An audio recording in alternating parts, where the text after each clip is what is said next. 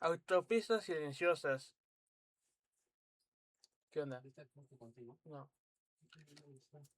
Autopistas silenciosas. En las carreteras europeas se han construido barreras para evitar los ruidos molestos a los vecinos. Estas consisten en unas placas de líneas curvas que logran que el sonido se pierda. También se usan pantallas acrílicas transparentes que absorben unos 30 decibeles y que además permiten ver el paisaje. Basura en la ciudad. Los basurólogos han demostrado que un 90% de lo que entra en una casa sale en una bolsa para residuos y la pregunta es, ¿qué hacer con ellos? Aproximadamente cada persona tira 800 gramos de basura por día. La mayoría de los países todavía utiliza el sistema de almacenamiento de almacenar estos residuos que luego transforman para obtener un buen relleno sanitario.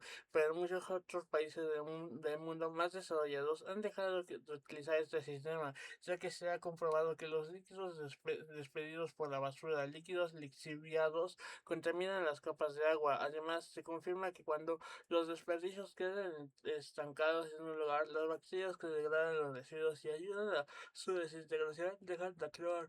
Por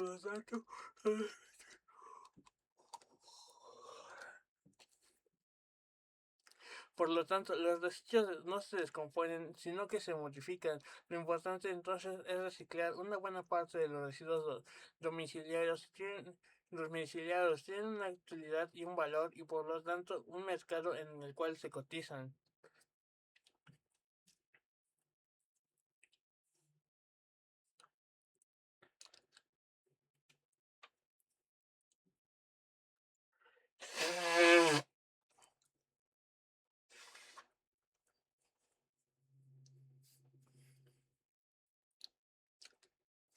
El smog. Las áreas urbanas cuentan con un serio problema, la contaminación, que forma una niebla blanquecina muy perjudicial para la salud del hombre urbano. Este se produce cuando en los sistemas se concentra una excesiva cantidad de gases, por ejemplo, dióxido de carbono, que se une con la niebla.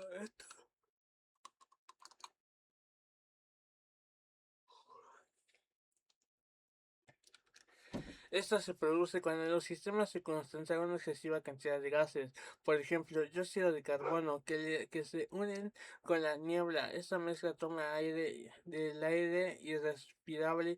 Algunas de sus consecuencias nocivas son la irritabilidad en los ojos, los problemas respiratorios y la reducción de la visibilidad, entre otras cosas. Muchas ciudades en el mundo sufren los efectos del smog. Esto sucede, por ejemplo, en Londres, pionera en este tipo de contaminación, en Los Ángeles y en Ciudad de México, una de las más afectadas en América por encontrarse encerrada entre áreas montañosas que impiden la renovación del aire y la circulación normal de los vientos. Los gases tóxicos son liberados al diario por la escasez de los automotores, las industrias o el humo producido por la quema de residuos. Una vez liberados, se respiran junto con el oxígeno que está en el aire. Esto se enrarece y se torna irrespirable. Las consecuencias de esto son nefastas para los habitantes de las ciudades, entre ellas graves problemas respiratorios, reducción de la visibilidad y irritabilidad en los ojos. Los espacios urbanos ciudades producen uno de los principales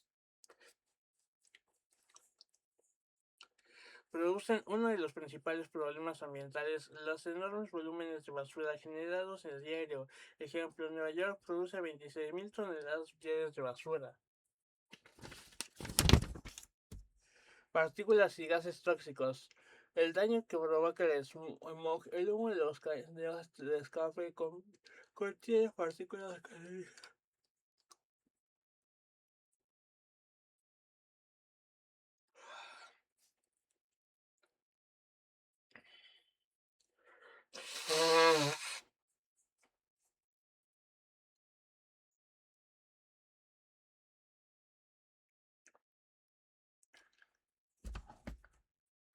También está formado por gases que disminuyen la oxigenación del cuerpo. Los más afectados por estos gases son los asmáticos y los cardíacos. La primera sensación es la asfixia. El paisaje se nubla, la vista no alcanza a ver lo que está más allá de 1 metro. Los ojos se irritan, se vuelven rojos. Una cosquilla comienza a subir por la garganta y sale de la boca en forma de tos. Esta persona imaginaria que camina por BSAS no deja de toser. Fue víctima del conjunto de sustancias que despiden los caños de escape. Riesgos de cáncer. Cuando salen del caño de escape, las partículas actúan de dos maneras. Pueden flotar en el aire y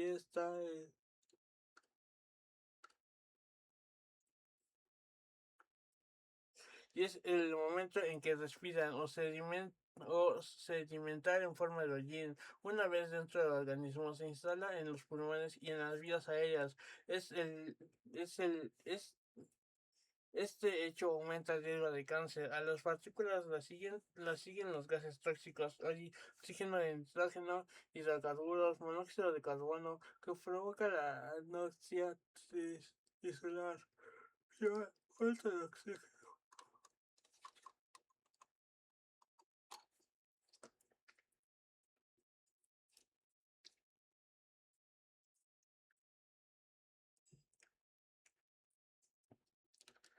Falta de oxigenación. Esto se produce porque los gases bloquean la hemoglobina que transporta el oxígeno a los tejidos. Las consecuencias son múltiples: alteración en el funcionamiento de los reflejos, somnolencia y además dolor de cabeza. Esta reacción se potencia en los fumadores, ya que estos tienen una mala oxigenación sanguínea causada por el monóxido de carbono que aspiran. Monitoreo automático de la contaminación. ¿Cómo hacen esos países? ¿Cómo hacen en otros países? En las grandes ciudades de Europa y Estados Unidos, la contaminación ambiental se monitorea de manera automática. En las esquinas de mayor riesgo se colocan sensores que cada día miden eh,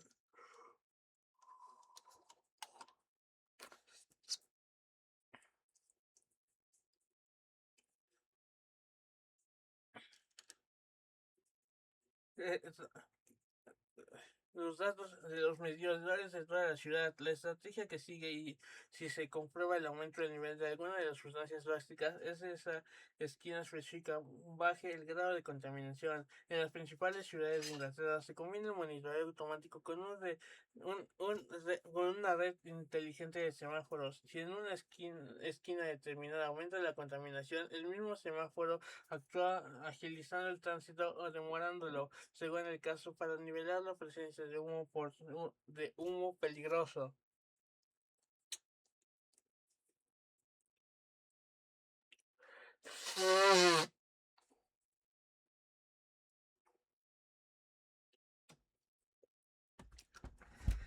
Dinámica y estructura de la población. Todos los procesos que vimos hasta ahora, actividades económicas y urbanización, tienen como protagonista a la población mundial. Entender su dinámica permite conocer su evolución y distribución por el territorio. Para ello, se tendrá en cuenta los diferentes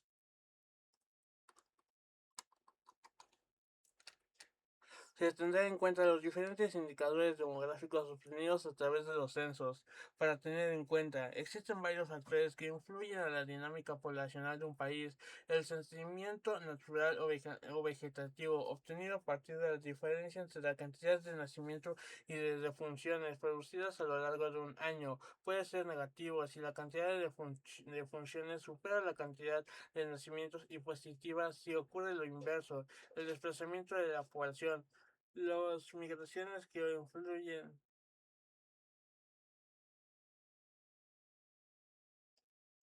positivas ocurre lo inverso, el desplazamiento de la población, las migraciones que pueden influir en el crecimiento nacional de un país, las diferentes edades de la población.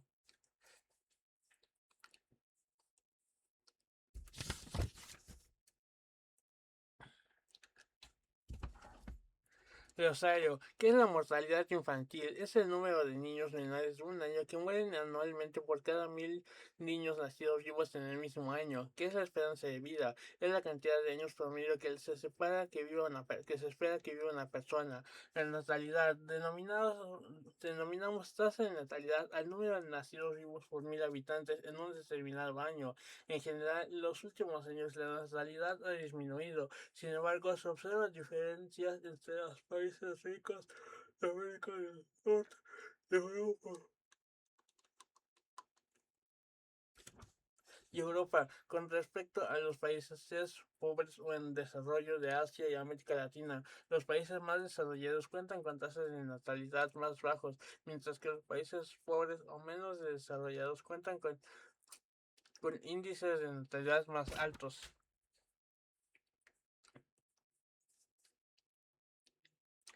La mortalidad se denomina tasa de mortalidad al número de defunciones que se registran en un año por cada 1000 habitantes. La disminución de la mortalidad general es el hecho demográfico más importante del último medio siglo. Esto se debe a diferentes causas: el progreso en el control de epidemias, la posibilidad de llegar rápidamente a un diagnóstico certero y la creación de antibióticos y vacunas. Igualmente, el nivel de mortalidad y y sus según las regiones. En África, por ejemplo, el índice de mortalidad es alto, entre 14 y 16 por 1000 habitantes. La causa de tantas subfunciones se debe principalmente a enfermedades relacionadas con la mala alimentación y la desnutrición, que afectan especialmente a los niños de 0 a 5 años. Desde afecciones aumentan el índice de mortalidad infantil.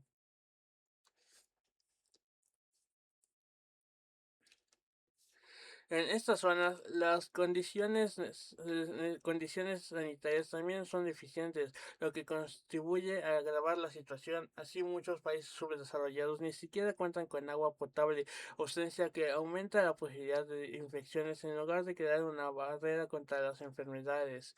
En los países ricos, la mortalidad va de acuerdo con la edad de las personas y son más altos los porcentajes de muertes. En las acciones aún los ancianos. Aún así, algunos países europeos, como también de América anglosajona, cuentan con una alta esperanza de vida, es decir, que la población tiene más posibilidades de prolongar su vida. El descenso del índice de mortalidad en estos países se debe a mejor nivel sanitario y alimenticio, desarrollo de la tecnología aplicada a la medicina, importancia otorgada a los métodos de prevención. En estos países las muertes son provocadas por causas muy distintas: problemas cardiovasculares, tumores malignos o accidentes. Los censos. Todos los datos sobre población que figuran en libros diarios y revistas se obtienen a partir de los censos. Un censo consiste en el compuesto del total de la población en un menor, en un men-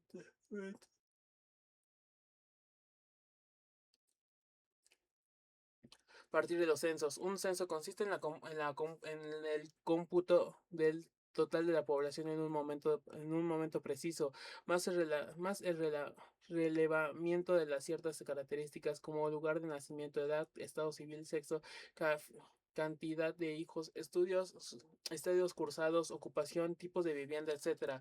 Estos censos se realizan aproximadamente cada 10 años en todos los países del mundo, según las directivas dadas por la ONU, Organización de las Naciones Unidas, ya que ésta reúne y compara los datos enviados por cada país para confeccionar las estadísticas mundiales. Indicadores demográficos. Los indicadores demográficos expresan el estado socioeconómico de un país. Se obtienen a través de los censos. Veamos el siguiente cuadro.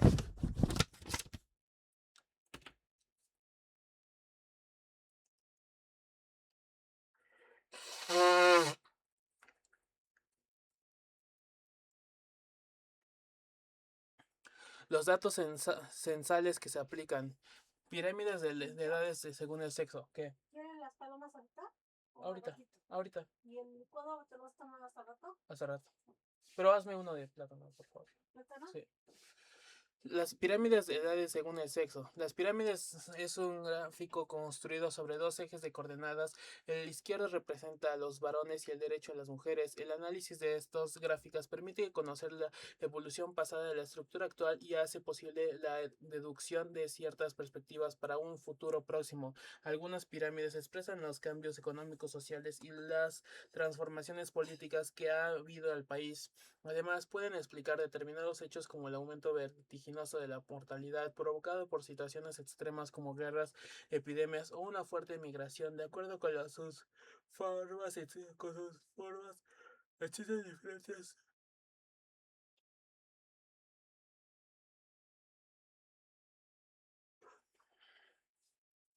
Pirámide progresiva. Cuenta con alta natalidad y alta mortalidad. El rápido decrecimiento hacia la cima refleja países muy pobres, subdesarrollados, con escaso progreso económico y predominio de población inferior a 15 años. Ejemplos: Zaire, República Central, Centroafricana, México.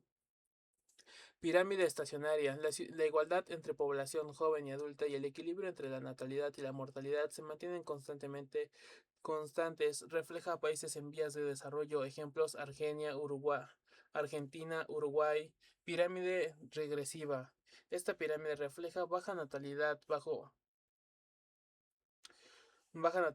baja mortalidad, predominio de los adultos sobre los jóvenes de entre 15 y 10 años, importante cantidad de ancianos debido a lo que la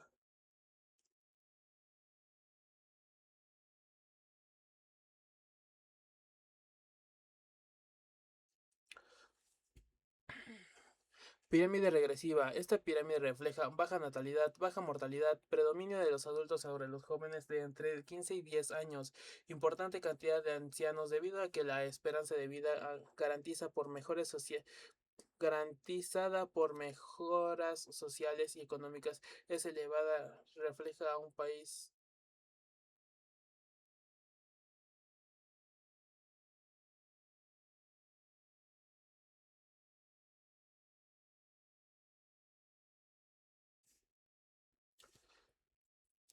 Yado, pero envejecido. Ejemplos: Italia, Alemania, Países Bajos, Suecia. Teniendo en cuenta las sociedades, las pirámides se pueden dividir en tres sectores que facilitan el análisis de la situación socioeconómica. Sector pasivo transitorio, 10 0 a 19 años. Sector activo, 19 a 60 años. Sector pasivo definitivo, más de 60 años. Una pirámide de población especial. China y el control de la natalidad. Por tradición, tener muchos hijos en China es considerado un honor, pero es importante sobre todo tener hijos varones. China presentó en la década del 70 la tasa de natalidad más alta del mundo, teniendo en cuenta que este es uno de los países más poblados del planeta. Las autoridades gubernamentales hicieron una campaña de control de la natalidad mediante la cual se buscó que cada matrimonio tenga un solo hijo. Para esto, el gobierno comenzó a fomentar la anticoncepción a través de premios.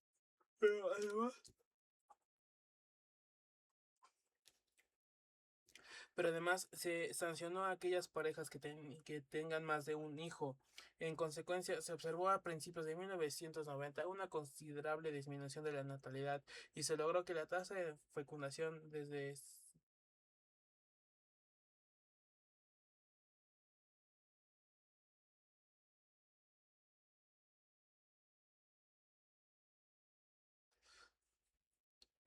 En consecuencia, se observó a principios de 1990 una considerable disminución de la natalidad y se logró que la tasa de fecundidad pasara de 6 hijos por mujer a 2,1 hijos por mujer. Población envejecida. Muchas pirámides de población de Europa Occidental reflejan una transformación en su estructura dinámica poblacional. Esta modificación tiene que ver con el envejecimiento de su población, el retroceso de la tasa de fecundación, la disminución de la natalidad y el asunto de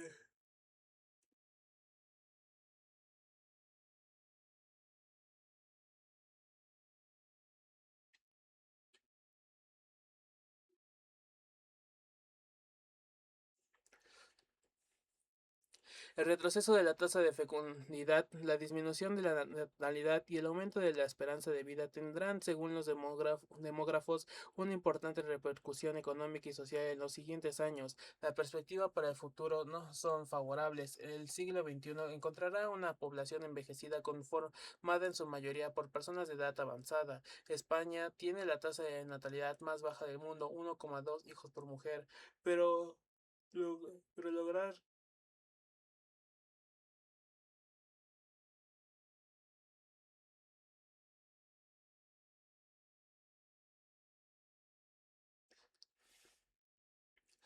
una tendencia en toda Europa. En las sociedades europeas más desarrolladas, la fecundidad cae a niveles de extinción. Los peores casos son los de España e Italia, con culturas orientadas tradicionalmente hacia la vida familiar.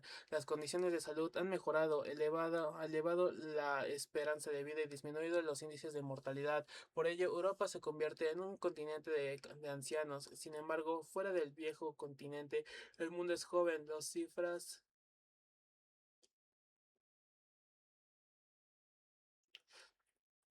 Europa se convierte en un continente de ancianos. Sin embargo, fuera del viejo continente, el mundo es joven. Las cifras indican un crecimiento sostenido y en algunos casos en Europa, en América Latina y en África. En este sentido, debe interpretarse por lo que el próximo siglo será asiático y americano. Fuente adaptaciones de un artículo del diario Clarín, Argentina, del 1 de abril de 1997.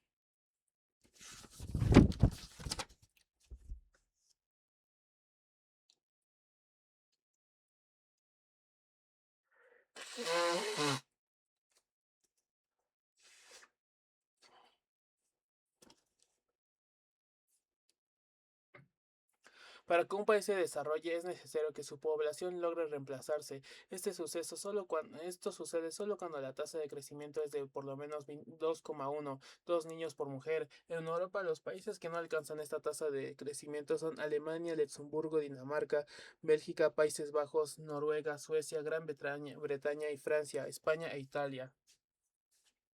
Recientes estudios demográficos determinaron que España registra desde 1997 la tasa de nacimiento más baja del mundo, 1,2 hijos por mujer, número que representa la mitad de lo que necesita para renovar una generación. Con el aumento de la esperanza de vida y el retroceso de la tasa de fecundidad, Europa llegó al siglo XXI con un alto índice de personas de edad avanzada.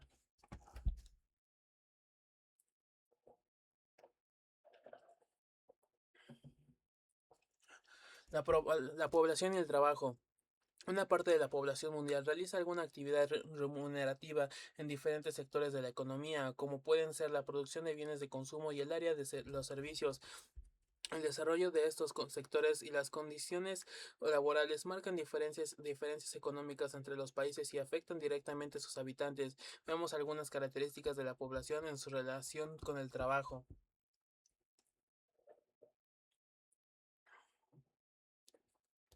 ¿Quiénes trabajan? Todas las personas que reciben una remuneración por su trabajo constituyen la población económicamente activa de un país. Según las actividades que realizan, se diferencian en tres sectores. Las personas que dedican a las actividades que producen materias primas como la agricultura, la ganadería, la silvicultura, la pesca y la minería constituyen el sector primario. La población según las actividades económicas, PA, población económica activa, personas que tienen una ocupación o la están buscando activamente, es la población disponible para el trabajo. PD, población desocupada, personas que no tienen ocupación pero la están buscando. PN PNA, población no económicamente activa, personas que no trabajan ni están buscando trabajo. En este grupo están los jubilados, los discapacitados que no pueden trabajar, los estudiantes, las mujeres que hacen los trabajos hogareños sin remuneración, amas de casa. Generalmente se utiliza la designación de población activa para la que está ocupada en el momento que realiza un censo. La población activa sobre el número de habitantes. 8, un país presenta aproximadamente un 30% en los países con mucha población joven y un 50% en los países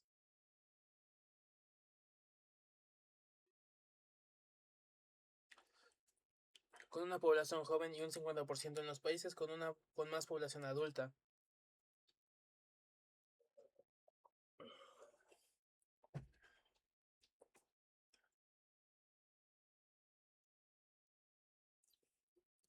La población que trabaja en actividades industriales que transforman las materias primas en productos elaborados conforma el sector secundario. Todos los que trabajan en el área de servicios como el comercio, los bancos, las financieras, la comunicación, la administración pública y privada pertenecen al sector terciario. En los países subdesarrollados, el empleo formal está sometido a condiciones de precarización creciente. Una gran parte de la población vive de una economía informal, producto de la falta de trabajo. Actividades y desarrollo. Un dato para tener en cuenta en el desarrollo económico de un país es el sector secundario. Los países industrializados tienen por lo menos un 30% de su población económicamente activa en ese sector, aunque actualmente los países desarrollados como Estados Unidos, Japón, Alemania presentan una disminución debido a la robotización, es decir, la utilización de máquinas automatizadas que reemplazan la mano de obra. El sector terciario es muy heterogéneo y abarca desde servicios muy importantes como la investigación científica y tecnológica hasta actividades menores y algunos innecesarias. En los países desarrollados hay un avance en informática y telecomunicaciones y se le da mucha importancia a la formación de científicos y técnicos.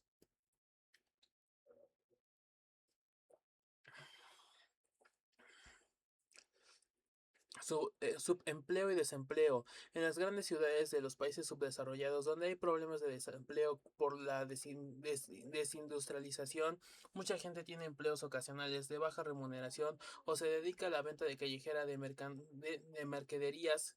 Actividades que se incluyen en el sector terciario son personas subempleadas ya que no participan de la economía formal ni tienen seguro social. El subempleo es una forma de desempleo disfrazado. Por eso, aunque el sector terciario de algunos países subdesarrollados es semejante en cantidad al de los países desarrollados, cualitativamente es muy diferente. Actualmente, la globalización de la economía y la concentración económica en manos de grandes grupos han producido un aumento del desempleo a nivel mundial, pero en los países pobres esta realidad es crítica porque no hay protección para el desocupado. La desocupación, el grave problema de la actualidad en la desigualdad social que se refleja es que no todos consiguen trabajo, con lo cual amplían los porcentajes de desocupación.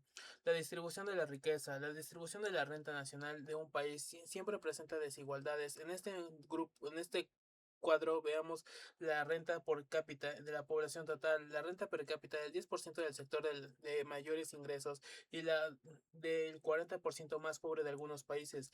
La última columna indica cuántas veces mayor es la renta per cápita de la población más rica que la de la población más pobre. Cuanto mayor es este cociente, mayores son las desigualdades sociales.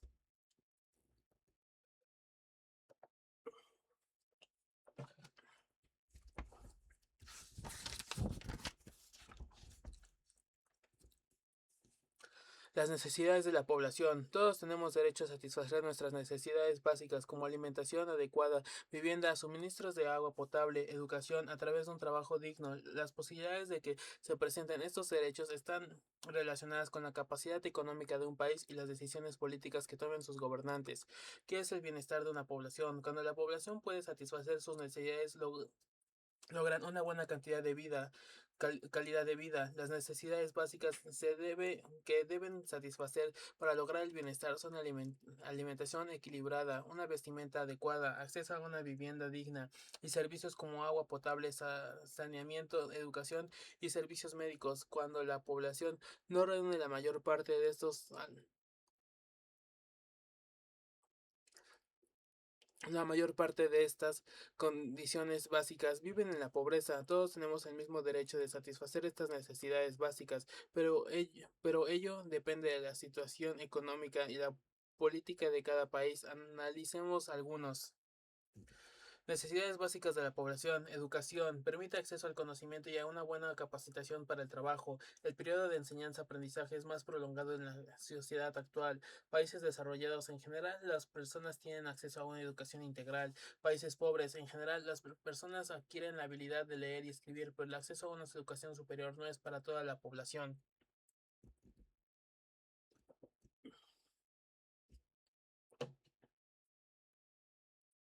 Salud. La salud, la buena salud permite obtener bienestar físico, mental y social. El nivel sanitario mejora gracias a cambios en la dieta alimenticia, medidas de prevención, avances científicos y tecnológicos aplicados a la medicina.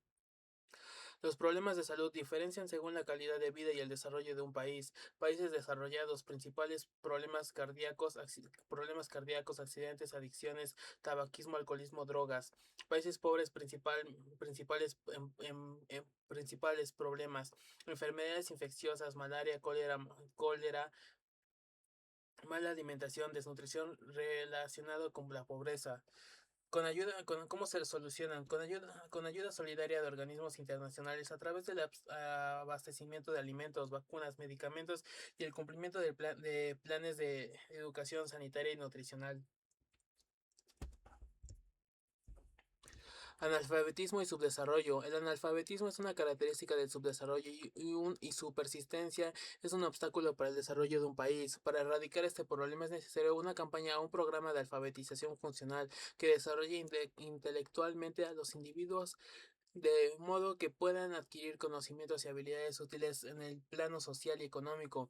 De esta manera podrían satisfacer sus necesidades prácticas y solucionar problemas concretos.